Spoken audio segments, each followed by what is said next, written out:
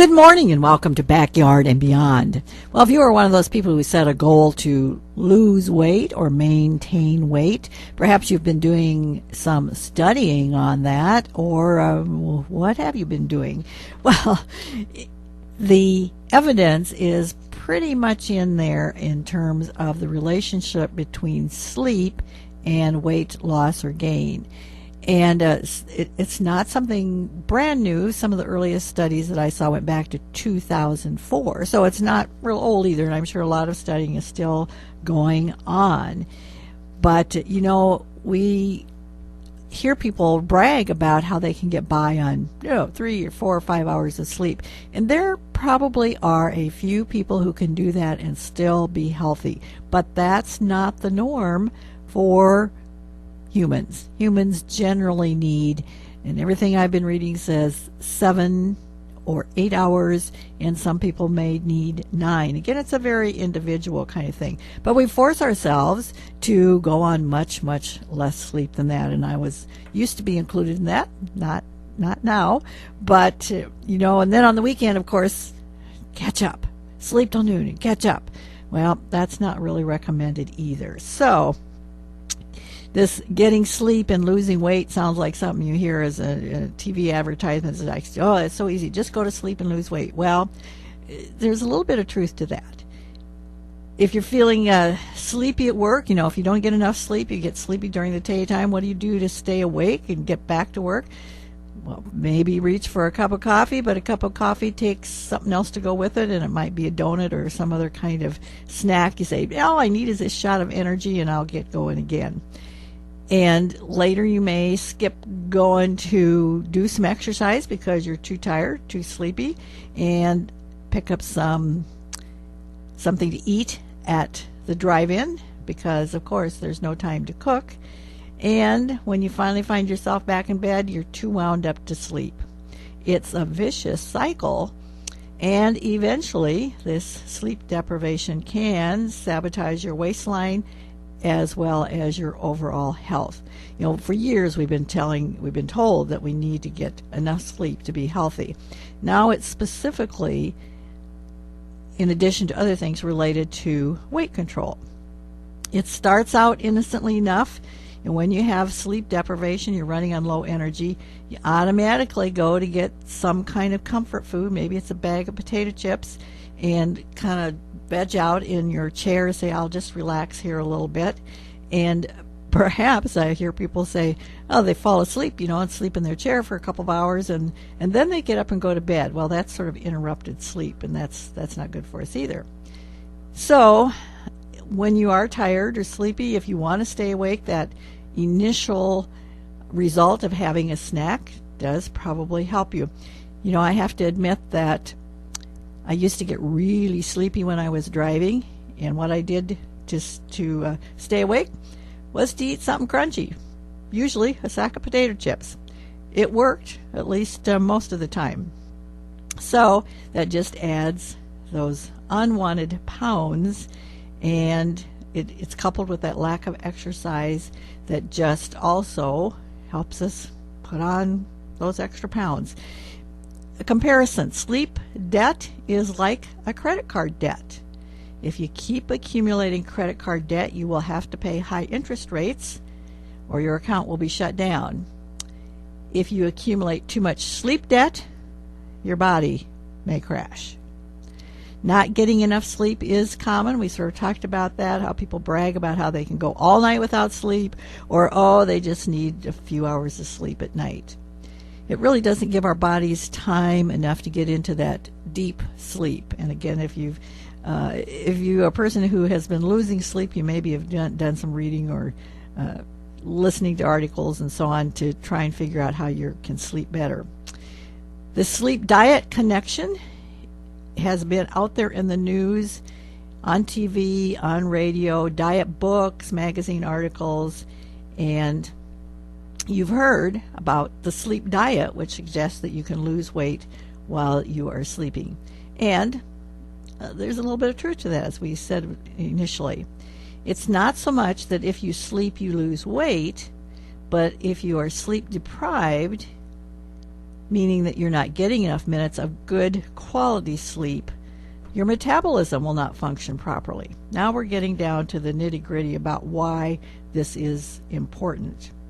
On the average, we need about 7.5 hours of quality sleep. And if you're getting this already, another half hour will not help you lose 10 pounds. But if you are a 5-hour sleeper and start to sleep for 7 hours a night, you could start dropping a little weight. Why is this true? Well, it has to do with the hormones. Our bodies have these hormones that expect to work while we're sleeping. The two hormones that are key in this process are called ghrelin and leptin. Ghrelin is the go hormone that tells you when to eat, and when you are sleep deprived, you have more ghrelin, so you're going to eat more. Leptin is a hormone that tells you to stop eating, and when you are sleep deprived, you have less leptin. So you have two hormones working against you, and that can mean weight gain. Doesn't mean you're going to gain 10 pounds in a month, but it does mean gaining 10 pounds over a period of a longer time. Maybe it's even a year, but then the next year it's another 10 pounds, and the next year it's another 10 pounds. Well, you know how that goes. So you are eating more when you're sleep deprived, plus your metabolism is slower when you're sleep deprived. So it's sort of just not a weight loss, but a health loss, whichever way you look at it. So what do you do when you're sleep deprived? Well, it kind of, again, depends on the person. And what we're talking about here is quality sleep, not just how many hours your eyes are shut and you're not aware of other things going on around you. If you have to wake up and get up, every 2 hours during the night, that might be for a young mom or dad, or it might be for some other reason, you're not going to get that good sleep quality. So a couple things: if you're a coffee drinker or a soda drinker that has caffeine in it, probably avoid caffeine anytime after 2 p.m. That's in the afternoon. So there's a whole evening in front of you. Exercise can also help improve sleep quality. And when should you exercise? Well, again, that really depends on you as a person. Some people can exercise in the evening and still get a good night's sleep, but probably not best to do it right before bedtime. It's kind of like when you read advice about parents and getting their kids to go to bed without causing a big fuss. It talks about kind of slowing down, doing more quiet things, not having rough and tumble games. Well, we may not have rough and tumble games before we go to bed, but it's still a human kind of thing to react to. It's better to have some sort of thing that you do every night before you go to bed. It's sort of a habit kind of thing, but it kind of slows you down and can help you get better sleep. Watch what you eat before you go to sleep. No problem having a bedtime snack, but pizza and beer, probably not the best before bedtime. Or a really heavy snack, high in sugar, high in fat, probably not a good idea. But things like a bowl of cereal with some milk or yogurt on it, that would be good. Something that combines some carbs and some protein would make a healthy snack, and one that can help you sleep rather than keeping you up or affecting the quality of your sleep. If it's really serious, if you can't get your sleep quality under control, then there are sleep experts. Start with your own family doctor and go from there, because there are ways that your sleep can be checked and find out what could be better. Now, even more serious, or at least as it affects some people, sleep apnea is linked to obesity.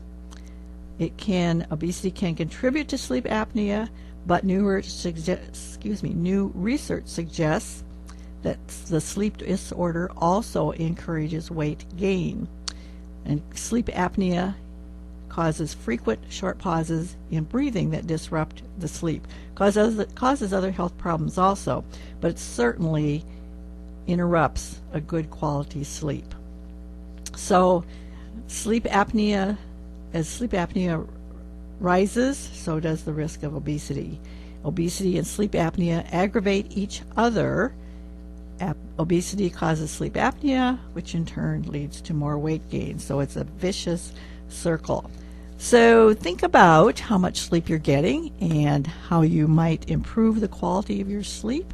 Lots of information out there about it, and I think enough good research to say, yeah, this is really true. It's not just some new thing that somebody made up.